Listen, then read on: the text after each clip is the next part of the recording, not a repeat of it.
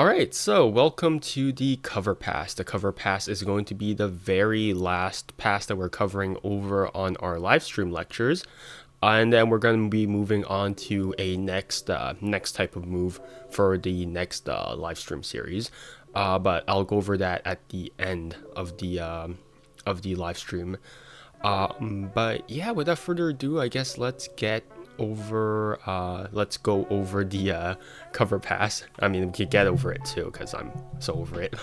But that's besides the point. So yeah, let's get into the cover pass. So the cover pass is essentially a secret cutting action that occurs underneath one or multiple cover cards. I only do a cover pass that occurs underneath of one single cover card, so you'll be learning that. Anything else that's like more than one card, I don't really do, so you won't be learning those. But there are handlings that allow you to do a pass underneath of more than one cover card. So yeah, I just wanted to tell you that just in case you wanted to learn some of those, but I'm not going to teach those here. But something that I realized over the course of my Magic career, I guess, is that not a lot of people know what a cover pass is. I mean, it's pretty interesting because I remember like Andrew Frost, posted a video of a cover pass not too long ago. I know it's like bad timing on my part, especially because I'm teaching it, so it is bad timing. But he posted a video on his Instagram with the caption cover pass, and people were like, how'd you do a classic pass with no flash? Usually the top card would flash when you do a classic pass. Or someone was like, is there a Herman pass with a break? Which is a weird thing to ask, because what sort of Herman pass, or what sort of pass in general doesn't need a break? So that's just like a weird thing to ask in general. So I realized that the move is in the caption and they still don't know what type of move it is. So I'm like, maybe not a lot of people know what a cover pass is. So it's like, that's I don't know, that's just a really bizarre realization that I sort of discovered along the way, I guess. So yeah, I don't know what kind of tangent that was, but yeah. So a couple of pros that I might find regarding the cover pass, not just my cover pass handling in general, but I mean like cover passes in general, is that it's basically a pass but without more angle issues, right? So it does cover a couple of angle issues that some people might have regarding a classic pass. So when you do a classic pass, I already explained it over the live streams and whatnot. But when I explained the classic pass, I actually gave a lot of details regarding this specific corner, right? So when you do a classic pass, because of how this packet is being dragged away, right? This corner, the bottom left corner, is guaranteed to flash, right? But because of the cover pass and how it has a cover card on top of the pass, when you do the cover pass, you won't flash this bottom left corner, right? So that is an advantage of the cover pass that the classic pass just doesn't have, right? Another thing regarding the cover pass is that if you really think about it, the cover pass is a slip cut, right? So let me just give you an example. So let's just say I have the 2 of clubs on top, right? And I have the 5 of diamonds, right?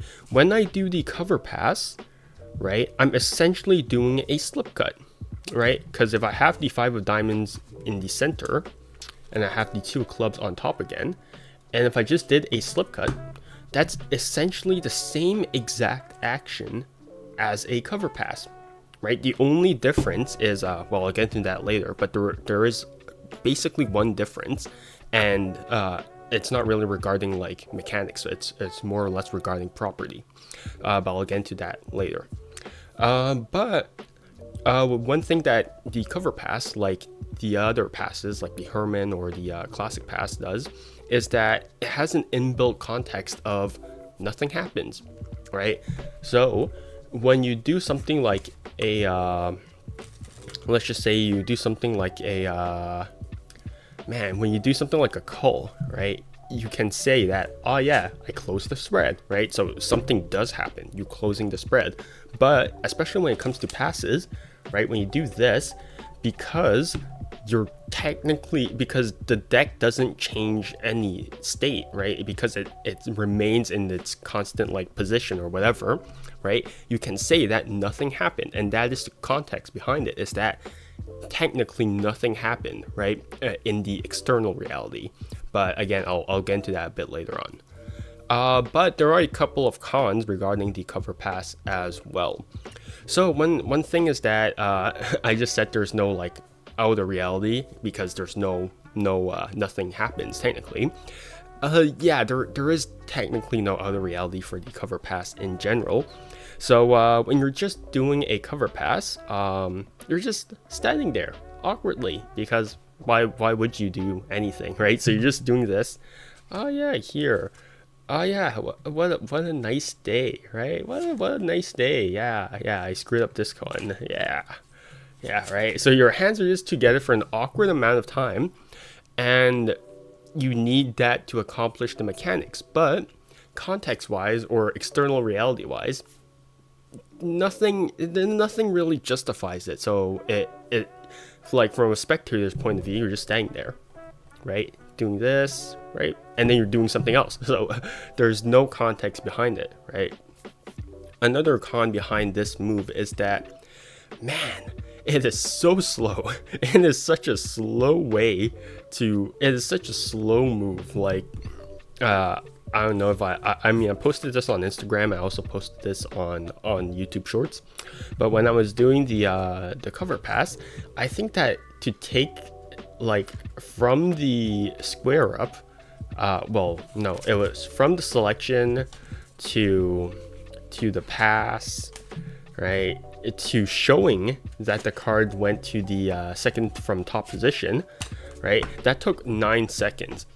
And I guess 9 seconds, you're gonna be like, oh yeah, it doesn't sound too bad.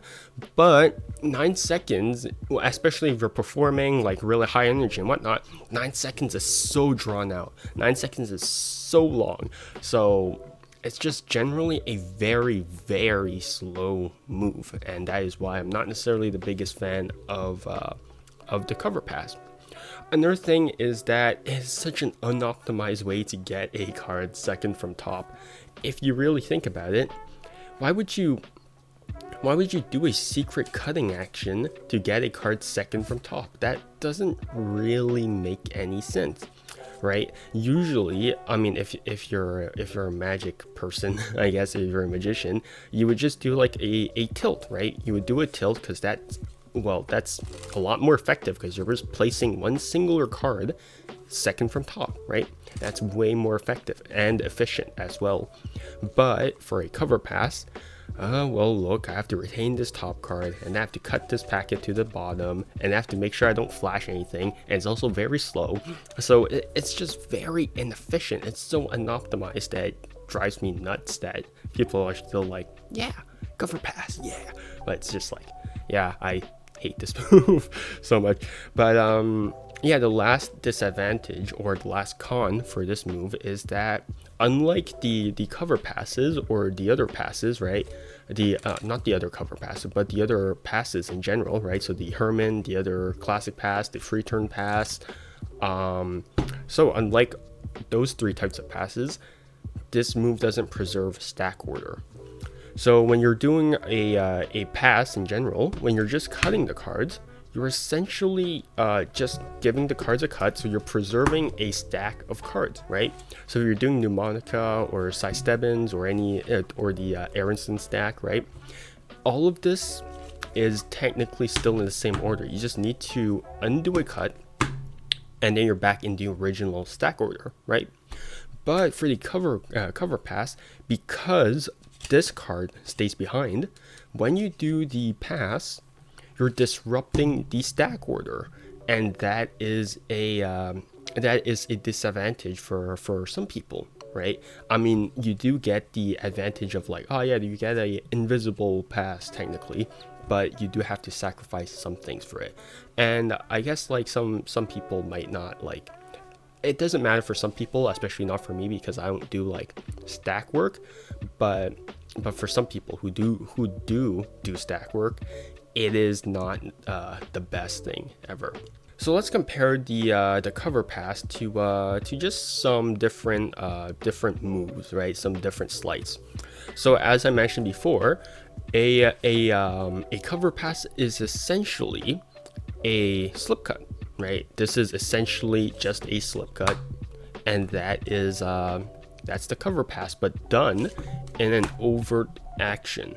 So when you do a cover pass, because of the context that nothing happens, right? Nothing happens, and you're just doing this, right? You can say that it is a covert action because it is an action done without like suspicion from other people, right?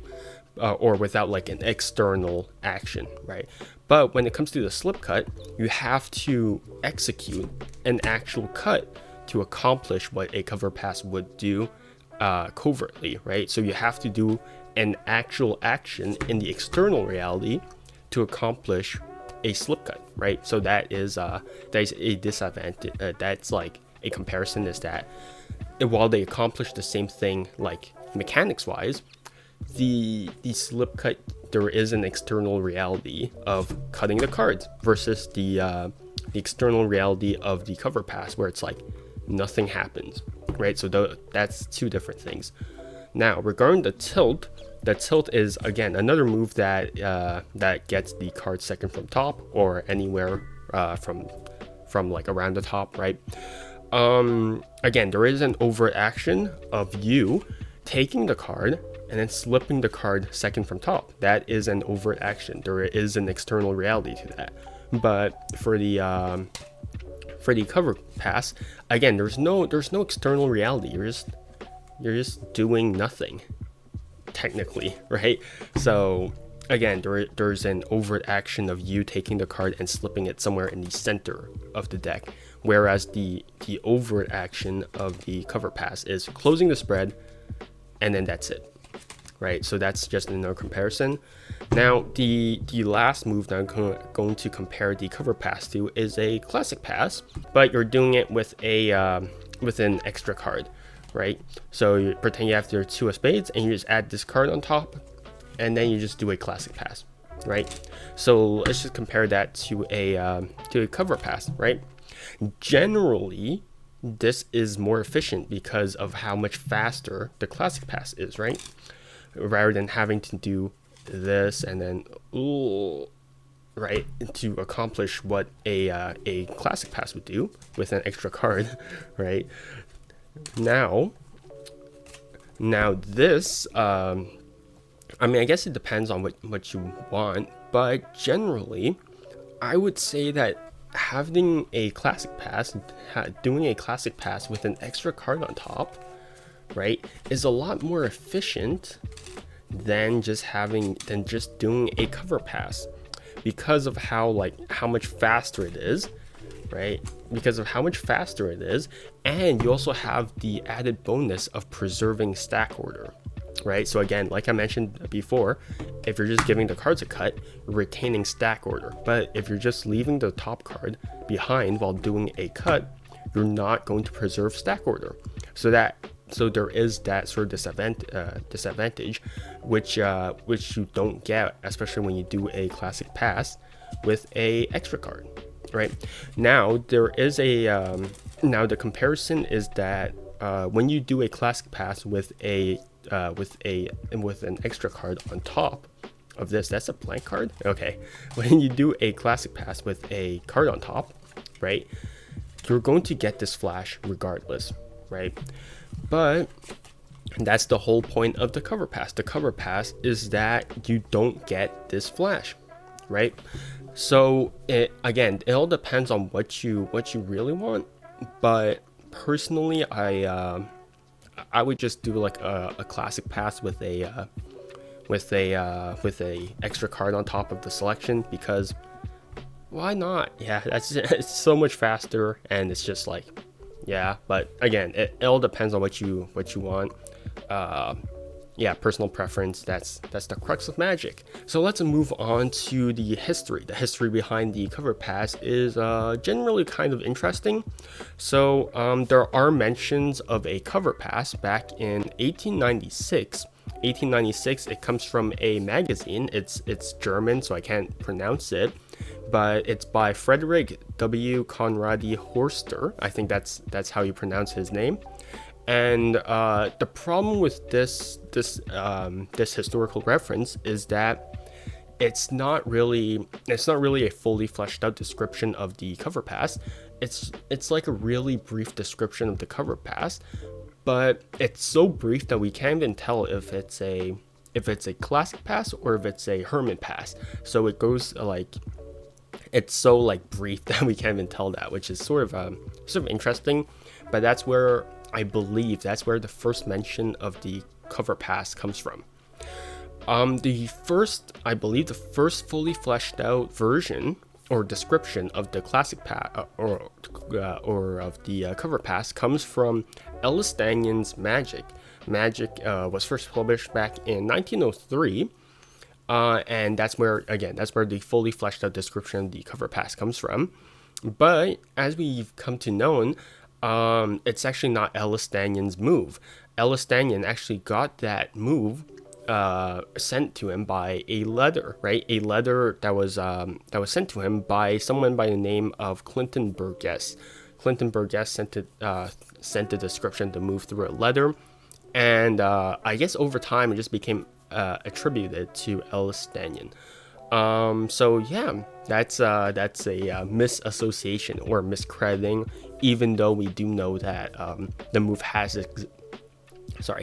existed over like like for so long, right? Because since the 1800s, again, it's been like 1896, so it is an insanely old move. So that's just an interesting part of the cover pass.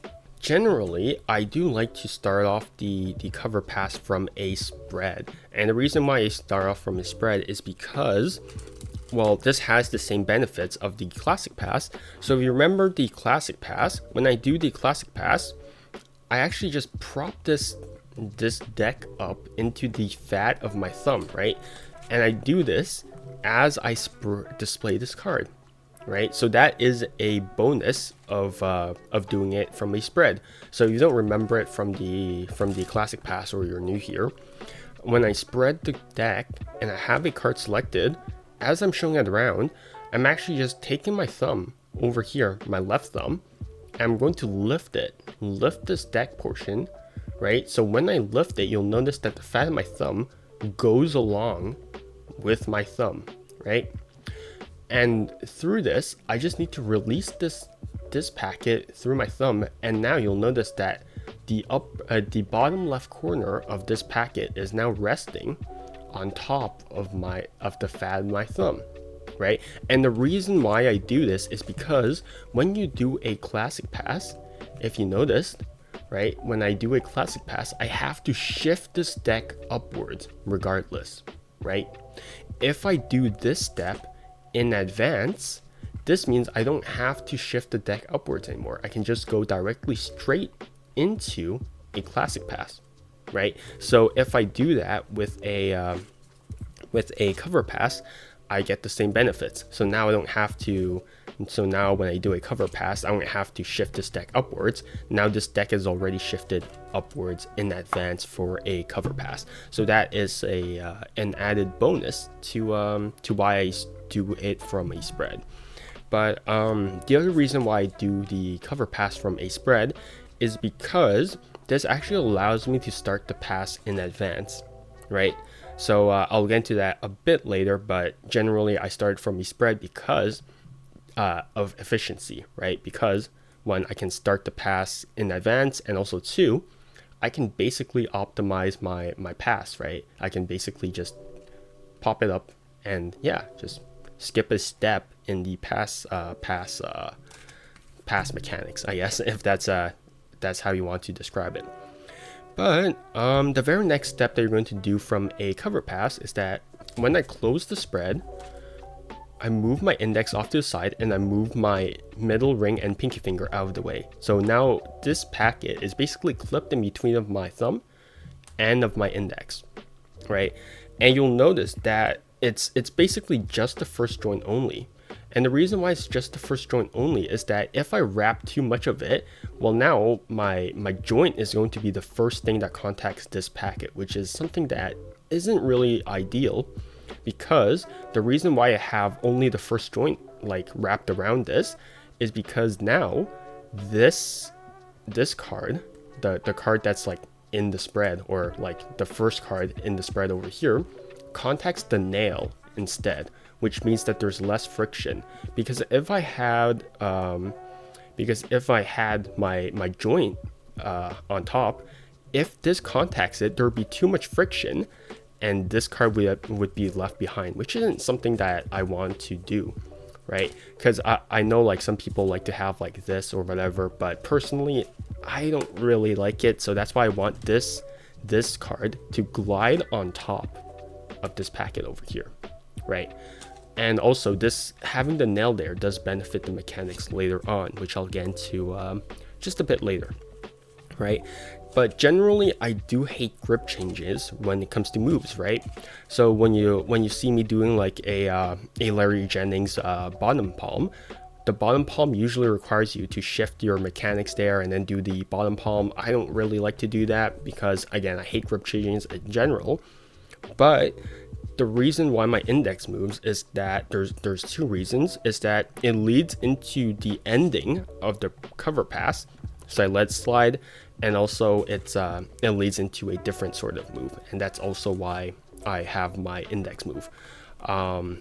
I wish there was a way to optimize it, but you know, for now, I think I'm generally happy with it. So yeah, but you spread the move out, you spread the deck out, you have a card selected, you move your index off to the side with only the first joint curled around the deck, and your thumb is basically off to the side at this point. It's like, I guess it's sort of diagonal. It's not necessarily straight on, because again, this bottom left corner is resting on the fat of your thumb.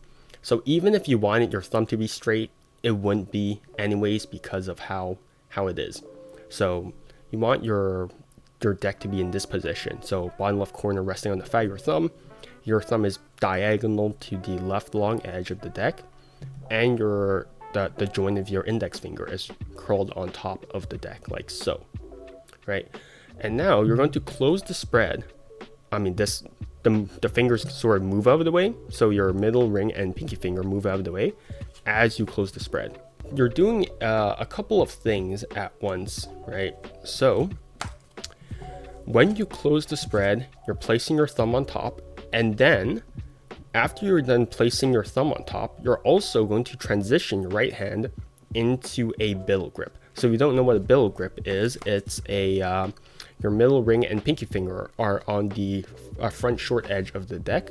Your thumb is on the back short edge of the deck, and your index is just curled on top of the deck, right? And so now you have your bunch of your packet over here, and you're also going into a billow grip, like so, right? So you'll see that the billow grip actually hides the mess over here, okay?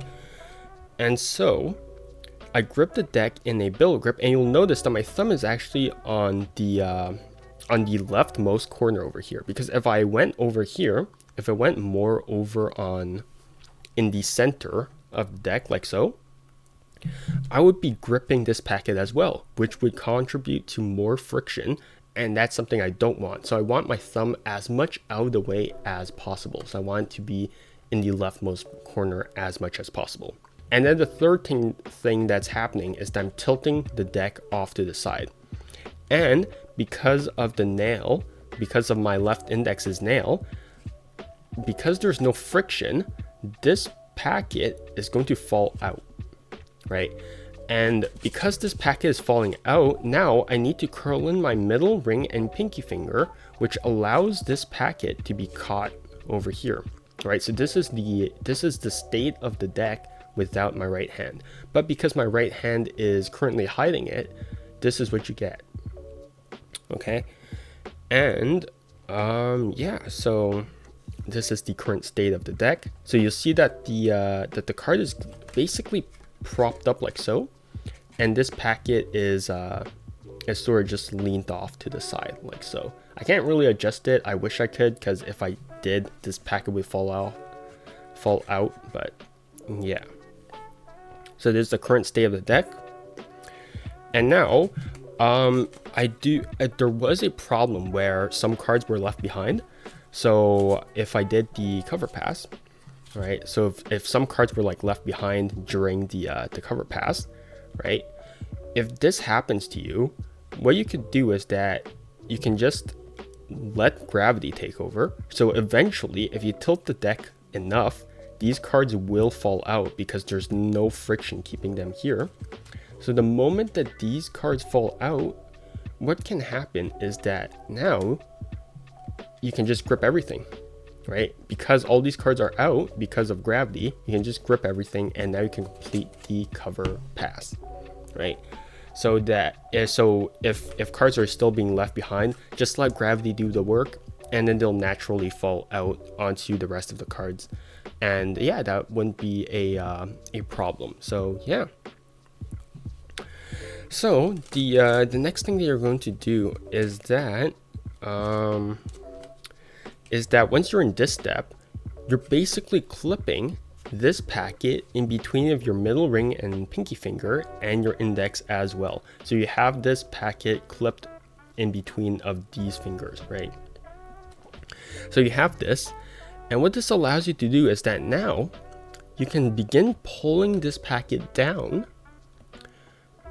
and once it's clear of this top card over here, you can then relax your fingers, which causes this packet to plop down into the palm of your left hand, and it could bring this packet to meet the top packet like so, right? So you just let it fall into your palm, and then you just bring it there, and then you're complete with the cover pass.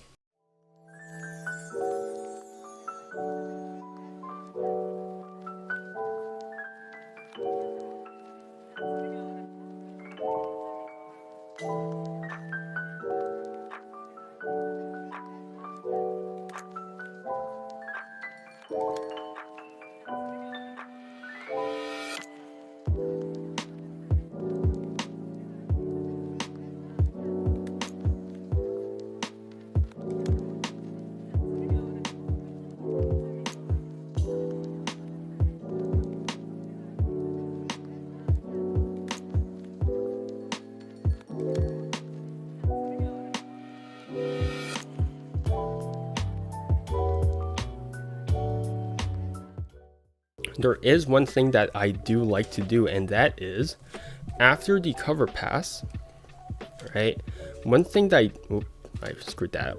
One thing that I do like to do with the cover pass is that I like to have the thumb drag along the long edge of the deck like so, right? And the reason why I drag it along the long edge is that so then well, there's two different there's two reasons, or there's two justifications for the ending pose. So when I'm done with the cover pass, one thing that you'll notice is that I actually end in this position, right? Which is very different from a standard dealer's grip. And the reason why I end in this position is that, well, it mimics two things, right? It mimics one, a squaring action, right? Because I square up in this position. And the other thing that mimics is a deck placement. So when I have to take a deck out of my hand and place it on the table, you'll notice that a huge amount of time when I do that, I actually curl in my index to give way to the front edge of the deck to clear out my index, and I just move forward, right? So ending in this position lets me mimic two positions. So on a whim, I can either do a squaring action or a placement action. So that's the main reason why I have the index curl at the bottom when I end a cover pass. So yeah, that's that's just something that I do. You don't have to do it, but again, it's part of the ending pose of a cover pass, so I might as well do it. So here are some general tips regarding the cover pass itself. So if you're when you're placing your thumb on the top card of the deck, it's actually pretty straight. So I mean, sometimes you'll see me do this, but that's just because it's like an artifact of my old cover passes. So when you're doing a cover pass, preferably this thumb should be straight, right? And this thumb should only be contacting the upper left corner of the deck, right? So around here. So this should be the only part of the top card that your card is contacting. And don't worry about this card like swerving around. Your right hand is going to fix that anyways. So when you go into a bill grip, this basically stabilizes the card, which allows you to do a cover pass, right? So you don't have to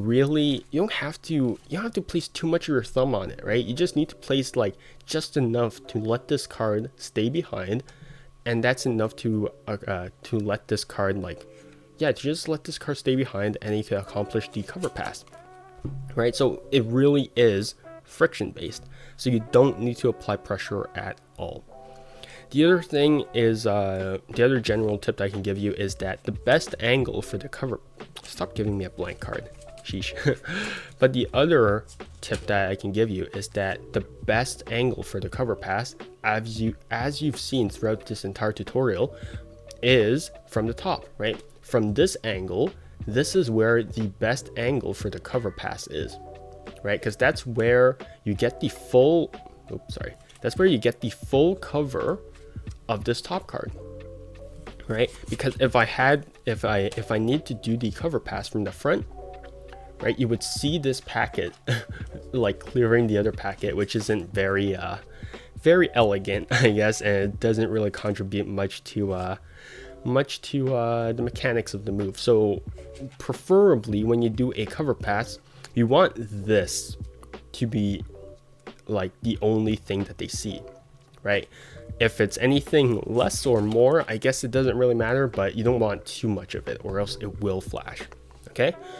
And the other tip is that if this top card moves a bit, right? So if this card, sometimes if you're too like tense with it, you'll see like this buckling action or whatever.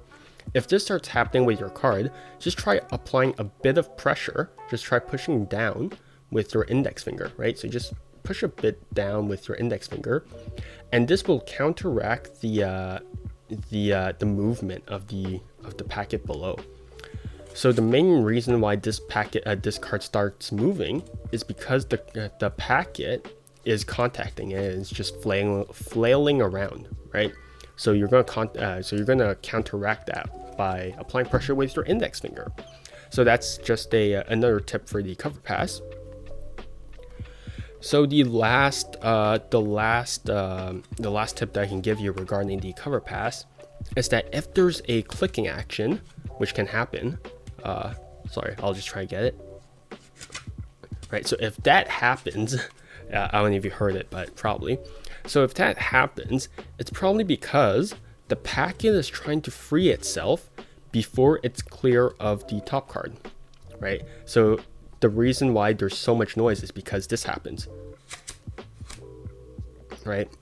And so how you want to eliminate that is that you really want this packet to clear as much of this top card as possible, right? So if you start doing the cover pass over here, you're guaranteed to have so much noise, right? But if you're doing it here, look at how much the card is, this packet is clear of this card, which means that when I start doing the cover pass, barely anything scrapes against this card and no pressure builds up, right? So if I just do this, right, there's not a lot of the packet that's contacting the top card, which allows it to basically minimize the clicking noise. So those are 4 different tips that you can bring into your cover pass. So let's move on to the top bottom cover pass. It's basically a simultaneous top and bottom card cover pass. So I guess I'll just do that real quickly. If I can find my cards, this is gonna be hard, so I don't know how well I can do it. So Queen of Diamonds, 7 of Clubs over here. Oh boy, that is bad, but doing it live is like that. So yeah, so it basically preserves the top and the bottom card as well. I screwed up some of the some of the stuff. Hold on, I gotta rectify my mistake real quickly. Oh boy, that's loud. Yeah, but that's something that you can do, and that is something that I'm going to go into right now. So this is an additional bonus of having the index off to the right long edge of the deck, right? Because now this means that you can use your index to count the cards, right? So if you have a bottom card that you want to preserve and a top card, you basically just do the classic pass as per usual. But as your index is bringing this packet around, what you can do is that you can actually count the amount of cards that you want this this packet to go above of. So I want like 1 card, so I can just count off this Queen of Hearts, which means now I can just so it means now I can just sorry, it's hard to do it from this angle. So now I can just open up this break. All right, so this card is basically free. And now I can just relax my fingers, allowing this packet to plop into above of this bottom card. And now I can just close everything up, and that basically preserves the bottom card. So it's the exact same thing, but now I can just count off the card and then slip the packet above of it. Right, so that's the only difference from the normal cover pass.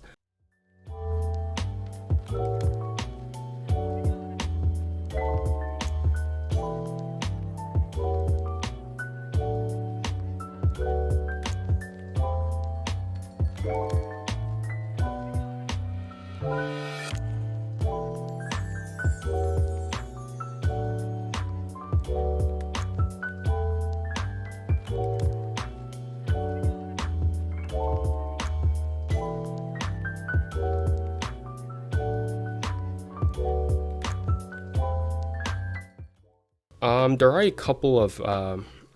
a couple of tips that I can give you regarding the top bottom cover pass, and that is if you're having too much trouble taking that bottom card away, so this card away, there's actually an easy fix for that.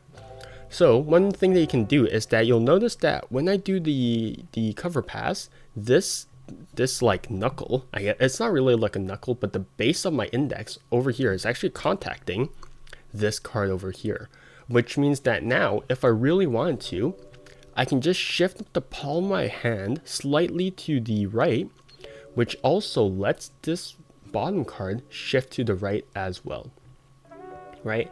Which means that now when I do the top bottom cover pass, this index will have a way easier time gripping this bottom card and then allowing me to slip the packet above of it, right? So I can just do this and then do this, right? So that is an easy fix for the cover pass. Yeah, there's also there's not much use for just a single bottom card like cover. So if you're having trouble with just like one card being like the cover pass, the cover card, you can actually do it with a block. So if you have a card selected, rather than counting off one single card over here, right, you can actually just peel off a chunk of cards and then just do the cover pass, right? Crap. So this preserves a stock of cards, right? So if I did it with this block over here, right? So if I so I had this block over here, I could just do this, do that, do the cover pass, and then I could just count off this entire block of cards and then just slip this packet above of it, right? Oops, I broke the block in half. That's not good. But yeah, if you really want to, but yeah, there's not much use to preserve only the bottom card, so you can optimize it by just peeling off an entire block and then slipping this packet into it, right? So that's way easier, because when you're doing it with a single card, there's not much support from the bottom card to an entire packet, right? So doing it with a block allows you to have more support for the packet, which makes it sort of basically easier.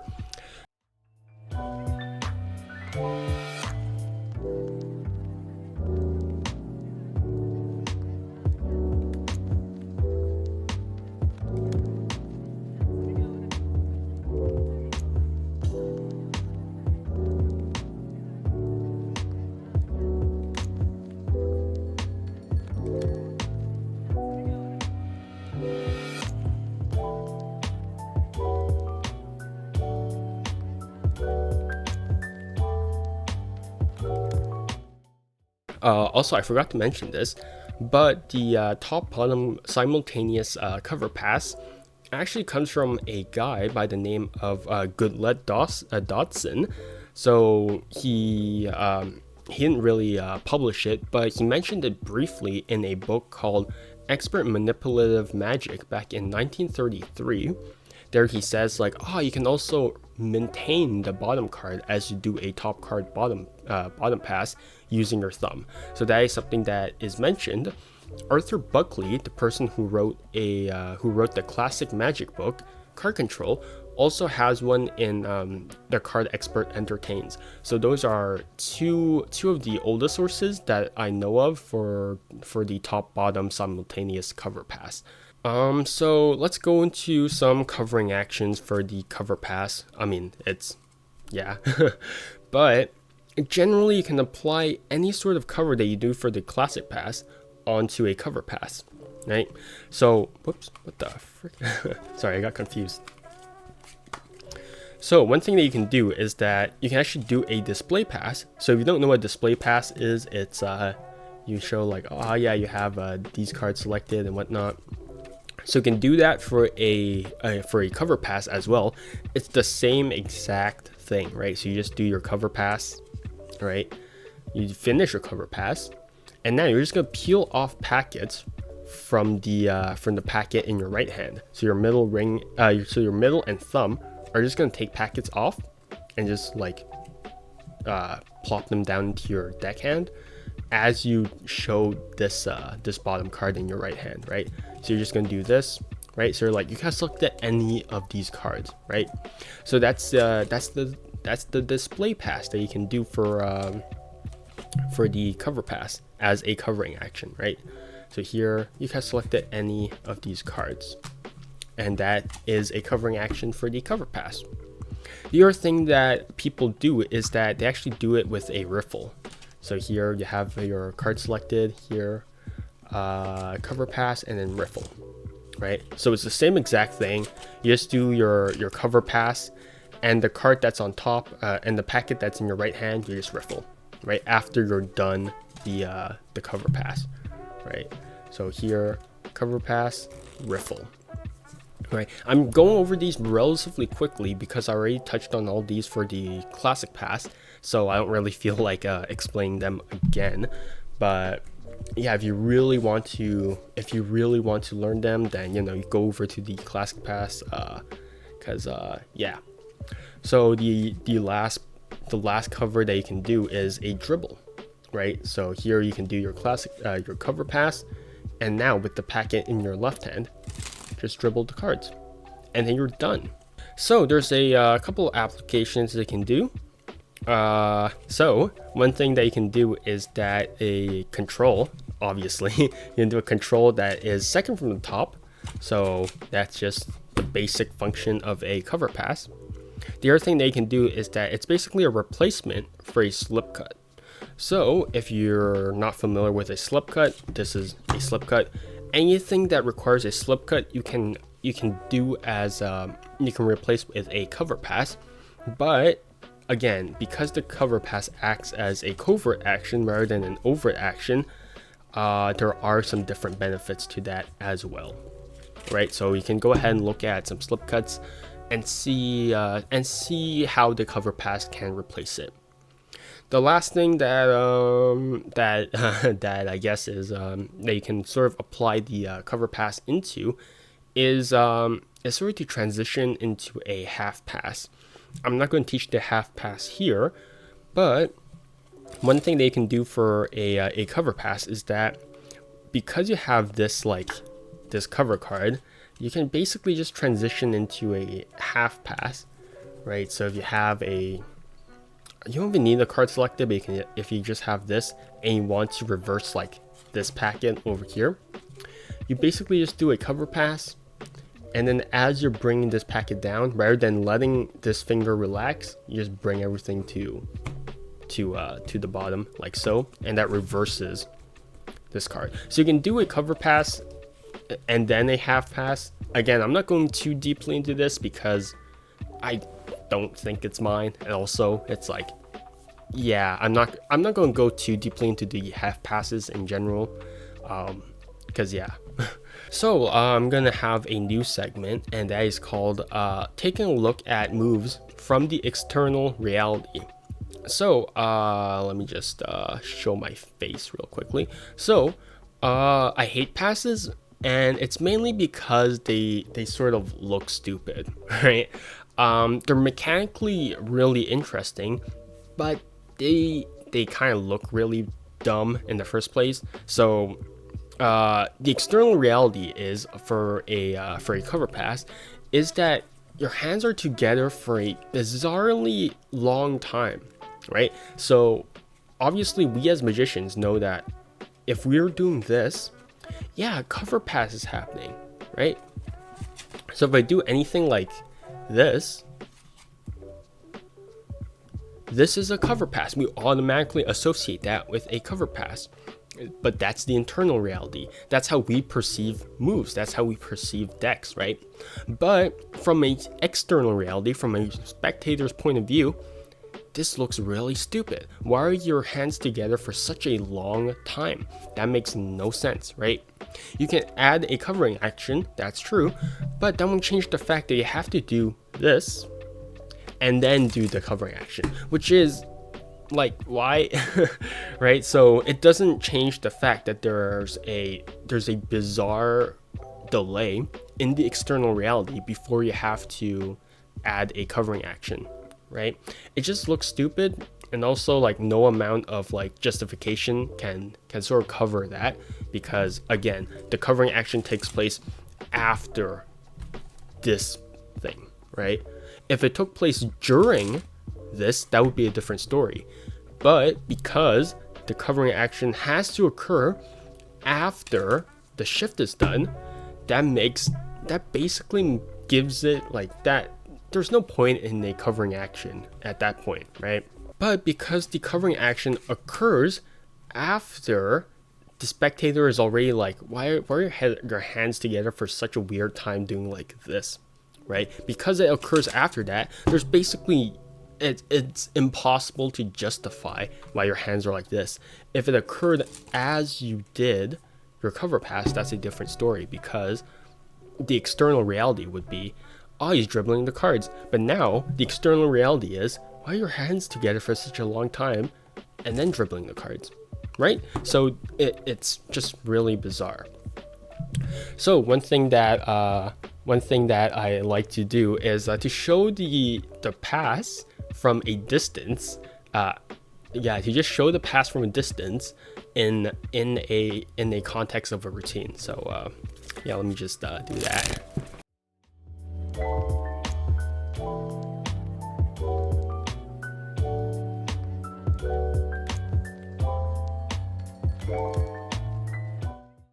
Right, like I guess we as magicians would be like, oh yeah, that looks fine. But also as a spectator, you'd be like, why is he rubbing the edges of the deck so much. Like, that's just weird.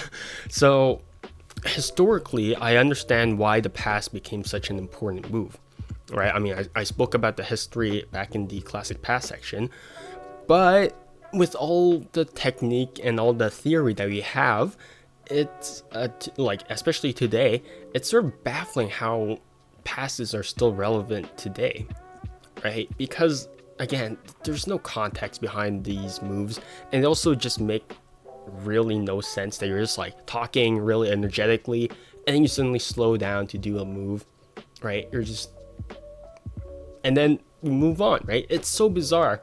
And it's so weird how not many people question it, even though it should be questioned. I mean, I understand why we don't question it, because we're magicians and we see sleight of hand that way.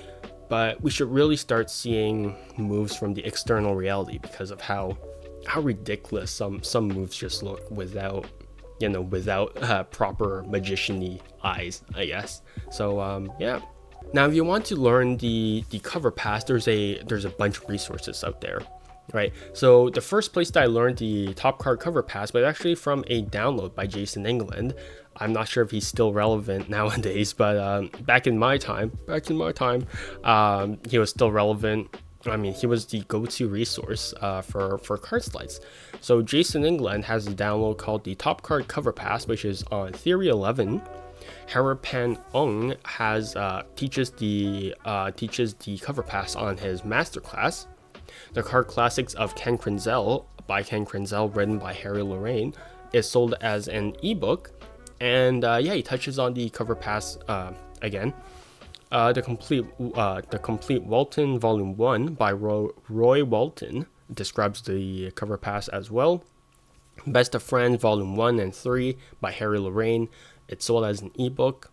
The Paper Engine by Aaron Fisher, it's sold as an ebook as well, but he doesn't really go into the cover pass like the I don't think he goes into cover pass like in its cover pass form, but he goes into some handling or some touches into the cover pass. It's I don't know how to describe it, but it's not your usual cover pass, I guess, if that's what you really want to say. There's the Card College Volume 4 by Roberto Giobbi. There's also the Card Rate by Larry Jennings. It's being sold as an ebook on Penguin Magic. There's Repertoire by Asi Wind. He goes over center block pass or something along those lines. And then there's Secret Agenda by Roberto Giobbi. So those are all resources that you can look at for the cover pass. And so yeah. And so that's it for passes. That's it for passes in general. I think I'm done for passes for now. I think in the future, I mean, I'll still work on passes. I mean, there's no way that I'm not going to work on passes, because again, passes are flawed in nature, right? Mechanics wise, again, they're very interesting as moves, but because of how passes are, they're just flawed, right? There's because here's the thing about sleight of hand. Sleight of hand is that we try to find perfection using imperfect methods, right?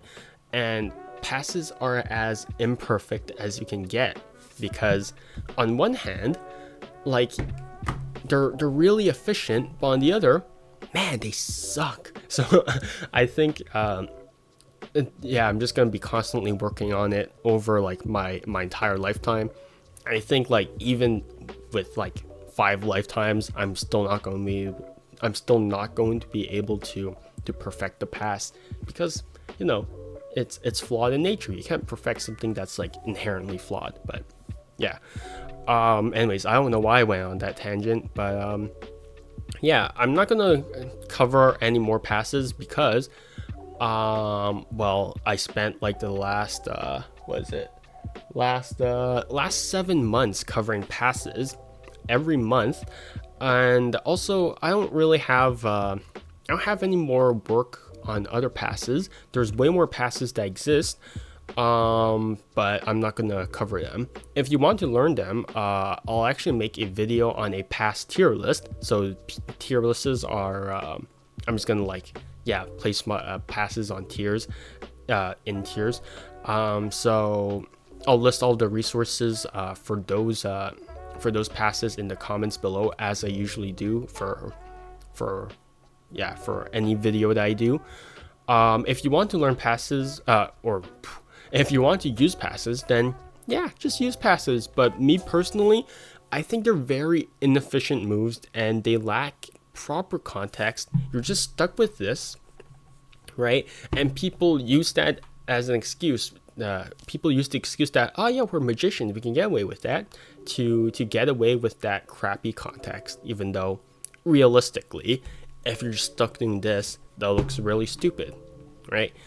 But next stream series, I'm going to cover some classic color changes. So these are another type of classical move that I tried to tackle. I mean, passes are just one of those moves that I think everyone has some work on, and color changes are no different as well. But yeah, thanks for sticking around for this hour long video. If you have any questions, don't hesitate to leave them down in the comments below.